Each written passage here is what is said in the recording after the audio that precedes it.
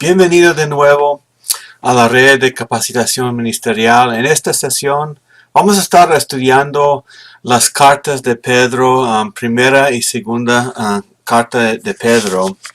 Y comenzamos de una vez con un pasaje que se encuentra en el último capítulo que vamos a comenzar, porque aquí encontramos el motivo de estas cartas, por qué Pedro escribió a estos hermanos. Dice ahí, en segunda de Pedro 3, 1 y 2, amados, esta ya es la segunda carta que les escribo, en las cuales, como recordatorio, despierto en ustedes su sincero entendimiento, para que recuerden las palabras dichas de antemano por los santos profetas, y el mandato del Señor y Salvador declarado por los apóstoles de ustedes.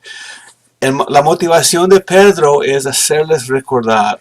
Hace muchos años, un amigo mío predicó un sermón y él puso un título en ese sermón que decía, el ministerio de recordatorio. Y desde el principio encontramos algo sumamente importante para nuestras vidas. No sé cuántas veces en mi vida he llegado a un concepto, un principio, y me di cuenta que había aprendido eso varios años atrás, pero lo había olvidado. Necesitamos nosotros recordar muchas veces lo que hemos aprendido antes, pero no pusimos cuidado, atención, no fue tanto tiempo. Necesito volver a recordar lo que había aprendido antes. Por eso digo, cuando estamos enseñando la palabra de Dios, no debemos tener ningún miedo del repaso, de ayudar a los hermanos a recordar lo que ya han aprendido. Y debemos estar dispuestos nosotros, cada uno de nosotros, de recibir la influencia de otros hermanos que enseñan lo que quizás hemos escuchado varias veces, hasta muchas veces, y dejarlos mencionarlo otra vez, porque es algo muy necesario. Somos expertos en olvidar lo más importante para nuestra vida, detalles de la vida cristiana. Entonces, eso es lo que vamos a encontrar en esas dos cartas. No encontramos tantas cosas tan nuevas, algunas cosas quizás, o más entendimiento de principios que ya entendemos. Pero la mayoría de lo que vamos a encontrar en estas dos cartas son cosas que sabemos, pero necesitamos volver a pensar en estos principios. La carta. Pedro escribió esta carta, fue alrededor del año 63 a 64 antes de Cristo, y segunda carta es 63 después de Cristo. Después de Cristo, creo que dije antes, pero después de Cristo. Y hay que recordar qué es lo que estaba pasando en esta época. Recuerda que he mencionado varias veces que era un tiempo, un siglo de mucha transición, muchos problemas, dificultades entre los cristianos y los judíos, entre los cristianos y los romanos, con esta religión que parecía algo nuevo. Realmente no es, pero así parecía para los afuera de la fe. Pedro escribe, dice en los versículos 1 y 2 de 1 de Pedro, capítulo 1, escribe a los dispersos de muchas iglesias locales. Y vamos a ver un mapa de esos lugares, de esas iglesias a las cuales Pedro escribió. Tema de la carta: la fidelidad en medio del sufrimiento. La gracia de Dios en la vida del creyente son temas mayores que encontramos en estas dos cartas. La fidelidad, la necesidad de la fidelidad en nuestra vida no es nada nuevo, pero mientras estamos en el sufrimiento olvidamos el ánimo que necesitamos. La gracia de Dios para un cristiano que conoce al Señor por un poco tiempo no es nada nuevo, pero necesitamos volver a recordar los aspectos de la gracia de Dios. y Pedro nos ayuda a hacerlo. Entonces, el capítulo 1 de la primera de Pedro, versículo 1 y 2, menciona que está escribiendo a la dispersión en Ponto, Galacia, Capadocia, Asia y Bitinia. Es la región moderna de Turquía, pero esta área fue el área del primer viaje de Pablo, donde Pablo pasó y estableció varias iglesias, y más adelante Pedro está escribiendo a estas iglesias para animarlos y para hacerles recordar cosas básicas que todos nosotros necesitamos. Entonces, sigue en capítulo 1. En el versículo 1, capítulo 1, versículo 3 a 9, encontramos de manera breve un resumen de la vida cristiana. Y voy a mencionar unos aspectos que Pablo escribe a ellos, hablando de nacer de nuevo. Dice Pedro en versículo 1:3, nos ha hecho nacer de nuevo a una esperanza viva. Ese es el comienzo de nuestra vida eterna, el comienzo de nuestra vida cristiana, poniendo el enfoque en la obra de Dios. Nos ha hecho por la obra de Dios en nosotros, por las Escrituras, por la obra del Espíritu Santo, nos ha hecho nacer de nuevo y empezamos la vida en Dios. Y nos ha dado una herencia incorruptible, inmaculada, y que no se marchitará, reservada en los cielos para nosotros. Ahí habla otra vez de la vida cristiana, algo del futuro, pero también de la seguridad de lo que Cristo ha hecho para nosotros. Sigue adelante y dice que somos protegidos por el poder de Dios. Por nuestra fe, Dios nos protege. Somos guardados por el poder de Dios. ¿Y cuál poder es más grande de esa protección?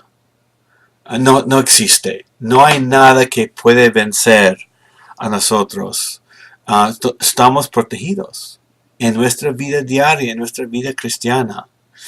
Aquí menciona una referencia a las circunstancias de estos hermanos en esta región, que parte de nuestra vida, afligidos con diversas pruebas.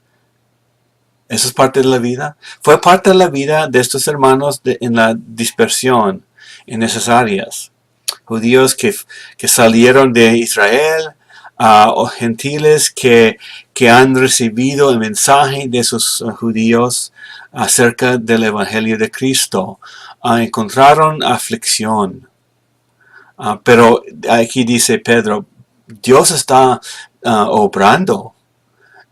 Somos afligidos, y eso es la verdad, estamos en una batalla, pero Dios está obrando de manera que esas diversas pruebas resultan en alabanza, gloria y honor en la revelación de Jesucristo. Para eso Dios está obrando. Para eso aplicamos lo que aprendimos de la palabra de Dios. Pedro mencionó lo último que está en la pantalla. El resultado de nuestra fe combinado con la obra de Dios en nosotros es obtenemos nuestra salvación de vista. Vamos a experimentarlo. No va a ser por fe, va a ser por vista. Vamos a experimentar la condición, la vida en la presencia de Dios sin la presencia del pecado y la corrupción que encontramos en esta vida. Brevemente, como un resumen de la vida cristiana. Comenzamos con nacer de nuevo y terminamos en obtener la experiencia de la salvación. Pero esto no es nada nuevo con Pedro ni de los apóstoles. Dice sobre esta salvación, Pedro 1, 10 y 12. Acerca de esta salvación, los profetas profetizaron de la gracia que vendrían a ustedes, a estos que recibieron la carta de Pablo y, por supuesto, a nosotros. Diligentemente inquirieron y averiguaron, procurando saber qué persona o tiempo indicaba el Espíritu de Cristo dentro de ellos. A predecir los sufrimientos de Cristo y las glorias que seguirían. A ellos se les fue revelado que no se servían a sí mismos, sino a ustedes y por supuesto a nosotros. Los profetas servían a nosotros. Y en estas cosas que ahora les han sido anunciadas mediante los que les predicaron el Evangelio por el Espíritu Santo enviado del cielo, cosas a las cuales los ángeles anhelan mirar. O sea, esta salvación no es nada nuevo, pero los profetas no entendieron todos los detalles. Encontramos aquí en este pasaje que averiguaron, estudiaron, pero no sabían exactamente cómo iba a ser. Nosotros sabemos lo que ellos querían saber. Exactamente quién es esa persona. Pero aún en ese tiempo, en los profetas, el Espíritu de Jesucristo estaba obrando dentro de ellos. El Espíritu de Dios, el Espíritu de Cristo, el mismo Dios. O sea, Cristo, Dios el Hijo, estaba obrando en el Antiguo Testamento con los profetas, dándoles información sobre lo que iba a pasar en el futuro, y para nosotros eso está en el pasado. Pero hay que reconocer que nada de esto es nuevo en el nacimiento de Cristo. Fue comunicado de antemano a los profetas y por el Espíritu de Cristo que obró dentro de ellos. Y ellos estaban escribiendo para nuestro beneficio, para los que recibieron estas cartas, los que eran cristianos, judíos, cristianos y gentiles cristianos. Y Pedro les escribía que ellos, los que vivían antes, estaban obrando para nuestro favor, para servir a nosotros. ¿Qué beneficio, no? Debemos pasar tiempo escudriñando lo que ellos escribieron a poder entender bien la obra de Cristo. Y como todo esto es la verdad, dice en 1 Pedro 1, 13, 16, que debemos tener nuestro entendimiento preparado para la acción.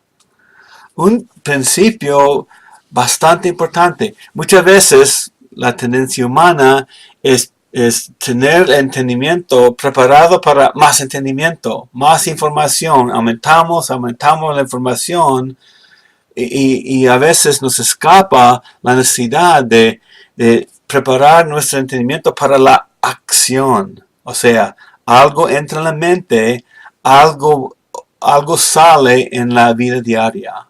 Las palabras, las actitudes, las acciones hacia los demás. El entendimiento entra y Dios está obrando para que salga el fruto. Que seamos sobrios en espíritu, dice en 13 a 16 todavía. Que seamos sobrios en espíritu.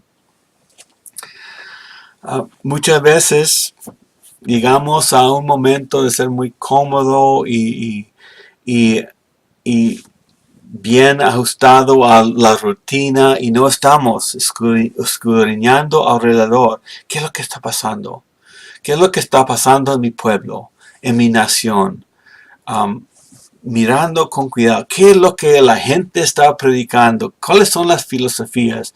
Debemos tener cuidado, sobrios, mirando a poder ayudar a los demás, discernir y reconocer cuál es la verdad y cuál es la mentira. Y dice, nos anima que pongamos la esperanza completamente en la gracia de Jesucristo. Y tengo que, siento la necesidad de agregar el Jesucristo de la Biblia. Como dice en la carta a los Corintios, que alguien viene y predica a un Jesucristo que no hemos recibido. Eso es una realidad. Fue una realidad en el primer siglo, es una realidad en nuestro siglo, en nuestro pueblo, en nuestra sociedad. Completamente en la esperanza de la gracia de Jesucristo, nuestra esperanza enfocado y crecemos en eso mismo. Dice que no nos conformemos a los deseos de ignorancia. Otra vez, no estamos hablando de tantas cosas nuevas, pero nos está haciendo recordar que no nos conformemos al mundo, así como dice en Romanos 12, que no nos transformamos a este mundo, sino renovamos la mente, no según lo que la vida anterior del hombre viejo, ignorancia, eso no debe ser nuestro estilo de vida ni nuestro estilo de pensar, debe ser algo nuevo, en eso seguimos. Pero Pedro nos está haciendo recordar que seamos santos en nuestra manera de andar. Aquí no entra nada del principio del mundo, de los religiosos del mundo que dice, salvo por gracia podemos andar como nos da la gana. En la obra de Dios, esa mentalidad no tiene lugar. Que seamos santos, que la santidad de Dios sea el blanco de nuestra vida, que mantenemos nuestros ojos, nuestra mente, nuestro corazón enfocado en la santidad de Dios. Otra vez, yo sé que no es nada nuevo, pero yo necesito ese recordatorio, porque a veces mis ojos van hacia el mundo, mis deseos van hacia la ignorancia de la vida que tuve antes de conocer a Cristo. Pasiones, tentaciones. Necesito recordar, no, mi enfoque, la santidad de Dios. Haciéndonos otra vez recordar esto. ¿Cuál es lo precioso de nuestra vida cristiana? Dice en 1 Pedro 1, 18 y 19. Ustedes saben que no fueron redimidos, no fueron comprados de la esclavitud, de su vana manera de vivir, heredada de sus padres, heredada de los antepasados, con cosas perecederas. No fuimos redimidos con dinero, dice oro o plata, sino con la sangre preciosa. Fue un precio alto, de mucho valor, como de un cordero sin tacha, sin mancha, la sangre de Cristo, o sea, mi vida eterna, mi salvación, la vida en Cristo, la eternidad en la presencia de Dios fue arreglado para mí por este precio. La sangre de Cristo. Yo, cuando conocí a Cristo, yo me preguntaba, ¿por qué necesito a Cristo? ¿Por qué Dios no es suficiente así? Ignorante, yo sé. Y después entendí que tenía que pagar un precio a poder satisfacer la ira de Dios contra mi pecado. Y eso es lo que pasó. Hecho en Cristo por su propia sangre, por su muerte. Entonces, como eso es la verdad, Pedro nos está diciendo en capítulo 2, nos anima, nos dirige a desechar algo. Desechar toda malicia, todo engaño, desechar hipocresías, envidias, toda difamación. ¿Acaso, hermanos, encontramos eso de vez en cuando en la iglesia? Malicia, engaño, hipocresía. Sin duda eso es lo que encontramos. ¿Por qué Pedro nos está escribiendo aquí? Hacernos recordar para nuestra propia vida y para nuestra conversación con el hermano en la iglesia local. Cuando encontramos estas cosas, les hacemos recordar, esto no pertenece en tu vida. Esto no tiene lugar en el cuerpo de Cristo, en la iglesia. recordatorio, aún para cosas tan básicas como toda esa maldad que está en la pantalla, que están en el segundo capítulo de la primera carta de Pedro. Recordatorio. Pero lo necesito, sin duda, desechar. Necesito en mi propia mente recordar lo que yo hice ayer. Eso fue hipocresía, Kevin. Tengo que confesarlo, desechándolo y seguir adelante. Y sigue ahí, dice, que desean, desechando una cosa y que desean otra cosa. El único tratamiento para el remedio de esas cosas anteriores, la palabra de Dios. Necesito participar fuertemente en meterla en la mente. Lo único para crecimiento saludable, no voy a poder crecer de manera saludable si yo no estoy personalmente, individualmente, metiendo la palabra en la mente y corazón, en mi corazón y aplicándolo en la vida diaria. No puedo solamente asistir los domingos, escuchar a otra persona hablar y pensar que voy a crecer. Necesito yo la palabra de Dios. Otra vez no es nada nuevo, ¿no es cierto? Pero llevo 30 años con el Señor, un poquito más. Y necesito recordar estas cosas básicas. Pablo dice, nos hace recordar qué es lo que somos nosotros. Capítulo 2, versículo 9 dice, ¿dónde está? 2.9 dice, pero ustedes, o sea, nosotros también, son linaje escogido, real sacerdocio. O sea, ahora en Cristo, el sacerdocio del Antiguo Testamento ya desapareció.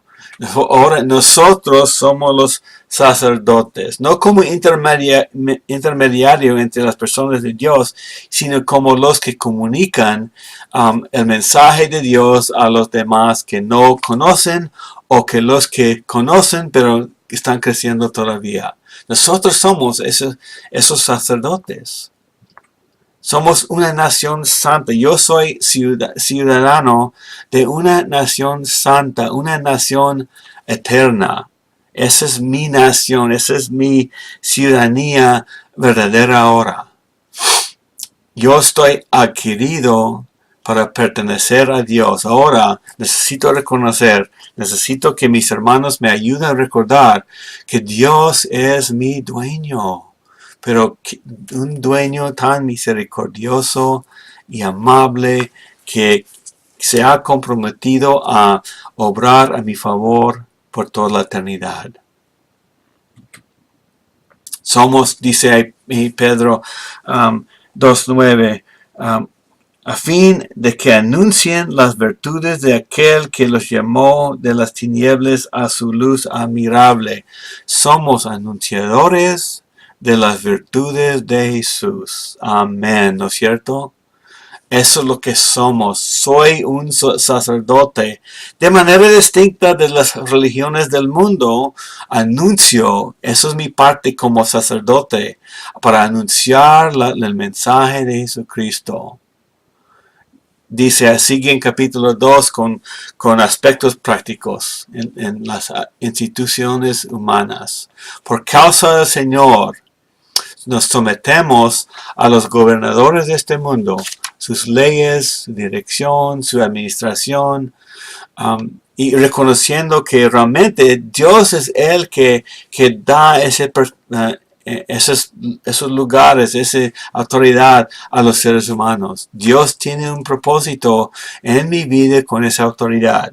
Claro que no voy a desobedecer a Dios por los mandatos de las autoridades humanas, pero la mayoría de lo que ellos hacen no es eso. La gran mayoría. Necesito someterme. Nos llama a someternos aún bajo los gobernadores insoportables y aún bajo los injustos. Son corruptos aplicando la ley en mi vida. Necesito someterme. No estoy hablando del pecado, estoy hablando de las leyes que hay en esta tierra. Hay que someterse. Dios nos está llamando a eso y Pedro lo está comunicando. Sigue en 21, 24.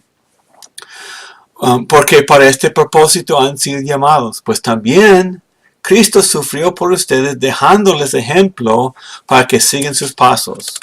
Cristo nació en este mundo corrupto, vivió en este mundo corrupto y por esa corrupción Cristo sufrió, dándonos ejemplo en seguir adelante, seguir reflejando la santidad de Dios en medio del sufrimiento. Durante todo su ministerio, la gente, los líderes religiosos querían matarlo. Se burlaron, lo criticaron y al final de su vida les dejó matarle. Y sufrió como nosotros sufrimos. Dice que a quien cuando lo ultrajaban, no respondía ultrajando. Ay, ay, ay, qué desafío tan grande. Reconocemos que no debemos, pero hay que ponerlo en práctica. Hay que vivir con ese principio, en medio del sufrimiento, en medio de las dificultades, en medio de la corrupción del gobierno de este mundo. Cuando padecía, no amenazaba, sino que se encomendaba a aquel que juzga con justicia. Dejó la venganza que los que no creen, la venganza que merecen, de verdad merecen, la venganza de Dios, la justicia, el castigo de su pecado, pero Cristo dejó eso en la mano de su Padre. Nos llama a hacer lo mismo, a sufrir en medio de las circunstancias donde estamos y no debemos estar buscando siempre cómo salir del sufrimiento. A veces, eso sí, Dios nos da la salida. Pero debemos estar buscando cómo voy a pasar cómo voy a vivir en medio de este sufrimiento. Cómo voy a reflejar el carácter de Cristo en medio de esta injusticia y corrupción de este mundo. Ese más bien debe ser nuestra pregunta. En medio de esta injusticia, ¿cómo tomo una decisión? Cristo y fue a la cruz por nuestra maldad. En medio de la injusticia y corrupción de este mundo, tenía que tomar una decisión, dejarlos matarlo. Y lo hizo en humildad, en fidelidad a su Padre. Pasó a propósito, tomó la decisión cuando vio el sufrimiento, fue hacia el sufrimiento, obedeciendo a su Padre. Sigue en capítulo 3 otros aspectos muy prácticos para nuestra vida. Principios que, voy a ponerlos todos en la pantalla, principios que no encontramos en el matrimonio natural en la vida humana. Necesitamos a Cristo, necesitamos aumentar la palabra de Dios en nuestra mente, actitudes, palabras y acciones, a poder entender qué es lo que quiere decir este pasaje. Mujeres estén sujetas a sus maridos. En este mundo eso es muy difícil para las mujeres recibir. ¿Por qué? Por falta del segundo punto. Maridos convivan de manera comprensiva con sus mujeres, dándole honor. Los hombres no hacen eso y las mujeres luchan para someterse a sus maridos. Principios bíblicos, pero distorsionados en este mundo. Hay que entender bien, hay que pasar tiempo estudiando eso. Maridos, hay que tomar en serio su responsabilidad en sumisión a Dios, en humildad. Y recordando que nuestras esposas son coherederas con nosotros de la gracia y la vida. O sea, mi esposa también es mi hermana en Cristo. Suena algo raro, pero en Cristo así es. Mi esposa es mi hermana en Cristo. Va a recibir la misma, o ya tiene la misma vida eterna que tengo yo. Necesito vivir de manera comprensiva, dándole a mi esposa honor. con cuidado, hombres. Sigue en capítulo 3. Dice, pero aún si sufren por causa de la injusticia, otra vez en el mismo tema, dichosos son, que no tengan miedo por temor a ellos, ni se turben. Tranquilos, hermanos, van a sufrir. Eso es el diseño de Dios para nosotros mientras todavía estamos en este mundo corrupto, porque no somos de este mundo. Pero mientras estamos en eso, encontramos lo que Pedro dice ahí. Santifiquen, aparten, levantan a Cristo como Señor en sus corazones, en todas circunstancias. Santifiquen a Cristo como Señor, jefe. Nos ama, pero es nuestro dueño, es nuestro jefe, es la cabeza de la iglesia en nuestros corazones. Pero estando siempre preparados, siempre en el proceso, para presentar defensa ante todo el que les demande razón de la esperanza que hay en ustedes. Pero háganlo con mansedumbre y reverencia, participando en el proceso de preparación, a poder estar listos, a hablar con cualquier persona. Aquí habla ante los gobernadores, autoridades, los que demandan una razón.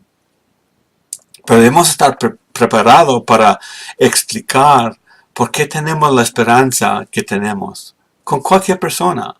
Y hay que recordar otra vez, a veces queremos atacar a las personas que oponen. Pero aquí Pedro nos está diciendo, háganlo con mansedumbre y reverencia. Que sea un amigo mientras conversa con otras personas que no comparten la fe de nosotros. Pero siempre preparados, con Cristo santificado como Señor, el dueño, el que manda y a la vez me ama. Qué bueno servir a ese Señor. Seguimos adelante. Pedro está hablando de la obra de Cristo en nosotros ahora, en medio de sufrimiento, y ahora va a hacer una comparación en esa obra.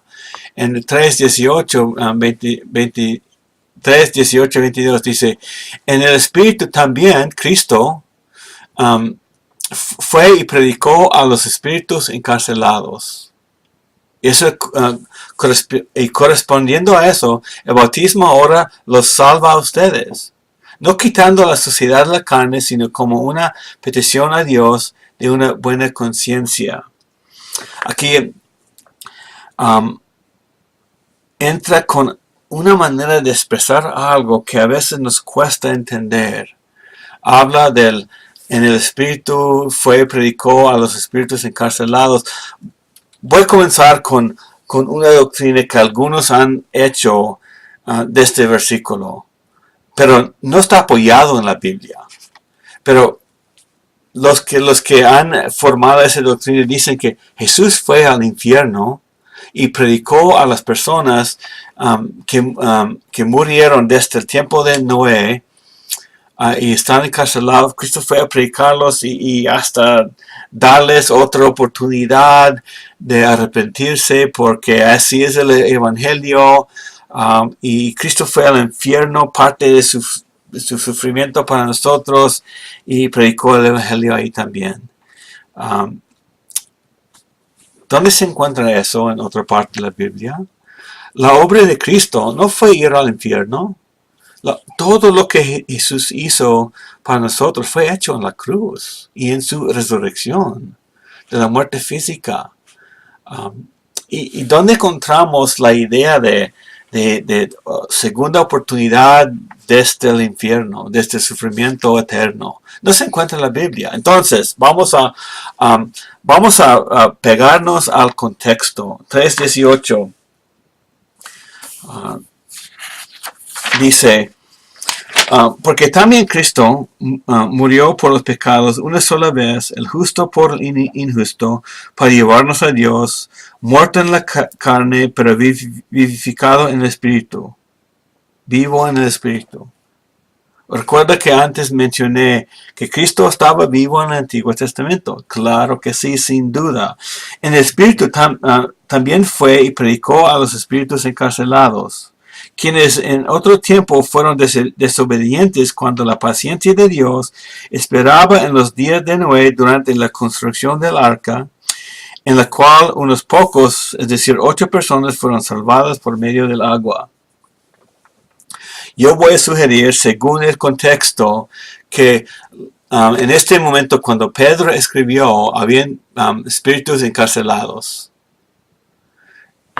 Pero Cristo estaba predicando, Cristo fue a predicarles en el tiempo de Noé acerca de la justicia, acerca del mensaje de Dios. Ahora están encarcelados, pero Cristo estaba en el Antiguo Testamento predicándolos. ¿Cuándo?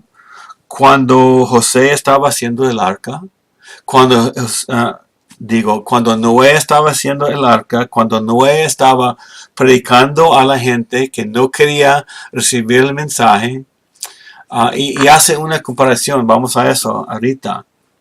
Pero Cristo estaba ahí predicándoles, Él sí fue. A ellos están encarcelados, no hay otra oportunidad, pero Cristo predicó a ellos. ¿Cuándo? Mientras Noé hizo el arca, según el contexto de Pedro, en capítulo 3. Correspondiendo a eso, hace una comparación, un símbolo, el agua que salvó a Noé. El bautismo ahora los salva a ustedes. Aquí estamos hablando del bautismo y la salvación. Hay que recordar que la palabra bautismo no se refiere solamente al acto de nosotros en agua. No solamente eso, una comparación. Y Pedro dice, no quitando la suciedad de la carne. O sea, en este caso, esta ilustración, no es el agua. Dice, y sigue explicando, sino como una petición a Dios de una buena conciencia. El bautismo que nos salva es una petición a Dios de una buena conciencia. ¿Qué es eso? La fe, recibir el mensaje, entenderlo y creerlo. Eso es lo que causa la buena conciencia ante Dios. No el agua, no el bautismo en agua, sino bautismo quiere decir sumergirse, meterse en. Nosotros metidos en Cristo, el Espíritu Santo metido en nosotros. ¿Qué es lo que produce eso? Una buena conciencia ante Dios, por reconocer que la obra de Cristo hizo todo para mí. No tengo condenación. Según el contexto. Predicó Cristo en el Antiguo Testamento, aun a los que ahora están encarcelados. Y hace la comparación de Noé y el arca con nosotros. Sigue en capítulo 4, ármense con este propósito. Cristo sufrió en esta tierra, mientras sufrió no pecó, sino que vivió según la voluntad de Dios, nos llama a ser lo mismo. No somos de este mundo porque por eso nos difaman, dice en este pasaje en capítulo 4, sigue adelante, más allá del versículo 2. No somos de este mundo, por eso nos difaman, por eso nos insultan, por eso nos hablan mal, por eso sufrimos. Y eso puede ser la raíz de la palabra cristiano. Cristositos. Puede ser que los llamaron cristianos a los discípulos. Quizás insultan, no sé toda la motivación, pero así nos dicen. Ustedes cristianos, ustedes que van a la iglesia, nos insultan, nos hablan mal de nosotros y a veces físicamente sufrimos. Así fue para los que recibieron estas cartas. Dice, amados, Pedro dice, no se sorprenden del fuego de la prueba, en medio de ustedes ha venido para probarlos. Como si alguna cosa extraña les estuviera aconteciendo. El diseño de Dios para nosotros es la prueba mientras vivimos en este mundo. La prueba que recibimos, la obra que Dios hace, es el diseño de Dios en nuestras vidas, para hacernos reflejar el carácter de Cristo en la vida diaria. Sigue con instrucciones a los ancianos. Pastoreen el rebaño de Dios, velando por él. Pastor, anciano, uno que tiene el corazón para ser discípulos, está involucrado en todo este principio. Si tienen el título o el salario o la posición o no. Hay pastores que no tienen ese título. Tenemos la responsabilidad de velar por el rebaño de Dios, cuidarlos. No debe ser por obligación, sino voluntariamente. Voluntariamente yo voy a cuidar a mis hermanos. Con buen corazón, no por, ahora tengo que ir a hablar a ese hombre inmaduro. No, así no.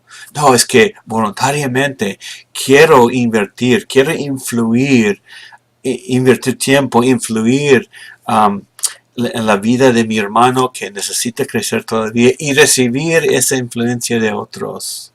No por avaricia del dinero, sino con sincero deseo. Hay ejemplos de la avaricia del dinero por todos lados en muchos predicadores a nuestro lado. Nuestra sociedad, nuestras iglesias y nuestra nación. Tengan cuidado. No como teniendo señoría sobre ellos, sino demostrando ser el ejemplo. El patrón del mundo en el liderazgo es ser jefe y mandarlos. Jesús dijo, así no debe ser entre ustedes. Así dijo a los discípulos mientras caminaban en este mundo, no teniendo señorío sobre ellos, sino que nosotros que tenemos la más madurez debemos demostrar el ejemplo que otros pueden seguir. Y termina el capítulo, en la carta, con unos principios bastante importantes. Humíllense, pues, bajo la poderosa mano de Dios. Hay que reconocer esa cualidad para nuestra vida. La humildad. No podemos servir a Dios en arrogancia. Cuando reconoce la arrogancia de un maestro, un pastor, un predicador, hay que tener cuidado. Hay que vigilar el mensaje y la vida de esa persona. Arrogancia no tiene lugar entre nosotros. Y mientras hacemos eso, mientras andamos en la humildad, va a haber problemas, va a haber dificultades. Sentimos ansiedad, ¿no es cierto? Dice en ese pasaje, capítulo 5, 6 a 9, eche toda ansiedad sobre Dios. Dios, tú ves todos los detalles de mi vida. Esto, yo tengo que hacerlo tantas veces en mi vida. Ahorita mismo estoy en medio de unas circunstancias que siento mucha ansiedad. Necesito soltarlo, llevarlo a Dios. Confiar en Dios que Él se encarga de arreglar las circunstancias de mi estrés, de mi ansiedad. Necesito soltarlo y descansar, confiando que Dios va a obrar. En medio de eso, nos llama a ser sobrio, alerta, ¿no es cierto? Lo necesitamos, nos hace recordar. Y nos hace recordar de nuestra batalla. Dice, resiste al enemigo firme en la fe. Hay que resistir al diablo, los demonios que quieren influir nuestra vida. Y voy a poner esa resistencia en forma de unas palabras. Hay varias otras maneras de resistir al diablo en acciones, pero voy a ponerlo en palabras. Voy a comenzar expresando lo que no es. Lo que no es resistir al enemigo. Lo que no es resistir al diablo. Voy a expresarlo para que sea práctico. Esto es lo que no es resistir al diablo. cuando decimos, diablo, no tenemos permiso de estar presente en nuestro servicio en la iglesia. No tiene permiso de estar aquí para molestarnos. Eso no es resistir al enemigo. Yo creo que cuando la gente ora de esa manera al diablo, o sea, la oración es hablar con alguien por fe, yo creo que el diablo se burla, se ríe y a carcajadas, cuando la gente ora de esa manera. Eso no es resistir al diablo. ¿Qué es lo que dice ahí, en ese pasaje? Resistir al enemigo nos da con qué, el cómo. Firme en la fe. Voy a expresarlo con palabras. Voy a expresarlo en oración. Esto es resistir al diablo. Señor, a ti te creo. Señor, las circunstancias son difíciles, pero sé por tu fidelidad, tu amor por mí, tú vas a obrar. Yo voy a mantener mi vista en ti, Señor, en tu poder, para arreglar estas dificultades o mostrarme cómo debo vivir confiando en ti en medio de estas circunstancias, con los ojos puestos en Jesús. Eso es resistir al diablo. Firme en la fe es la manera de resistirle. No orarle para gritarle, ni demandarle, ni nada de eso. Esas tonterías. Por favor, no hagan eso. No oramos, no hablamos al diablo. A menos que está en nuestra misma presencia, poseando una persona con quien estamos hablando, de verdad está ahí. No oramos por fe al diablo. Si no está ahí, no le hablamos como de una persona a otra persona. Así Jesús habló a los demonios. Pero no en oración, no así, es ridículo. Entonces, sigue Pedro en la segunda carta con el mismo tema, recordándonos de las cosas que necesitamos, obrando con diligencia, dice el capítulo 1. Y nos da una lista. Tenemos fe, añade su fe virtud.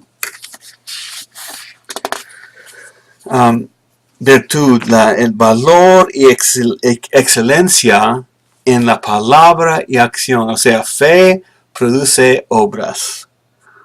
Excelencia en la palabra en acción es la virtud. Y a esa virtud, conocimiento. Necesitamos seguir conociendo más de los detalles de las riquezas que Dios nos ha dado y nos ha comunicado en la Biblia, su palabra, conocimiento de esos detalles. En la aplicación a nuestra fe, aumentamos el conocimiento, pero recuerda, conocimiento, entendimiento preparado para acción. Al conocimiento, acción, dominio propio de nuestra propia vida, nuestro propio individuo, dominio propio, controlando lo que hacemos bajo la dirección del Espíritu Santo, lo que hace y lo que ha comunicado. Dominio propio, perseverancia. En nuestro dominio propio seguimos adelante a través de todos los años que estamos aquí en esta tierra. La perseverancia, la reflexión o el ejemplo del carácter de Jesús en la tierra, piedad. Piedad, fraternidad. El ejemplo de Jesús debe demostrarse en amor. A la fraternidad, eso, amor. Amo a mi hermano. Mi interés es el beneficio de mi hermano. Y lo voy a demostrar en acciones y palabras de ánimo y amor, amistad, cuidado. Segunda de Pedro, capítulo 1.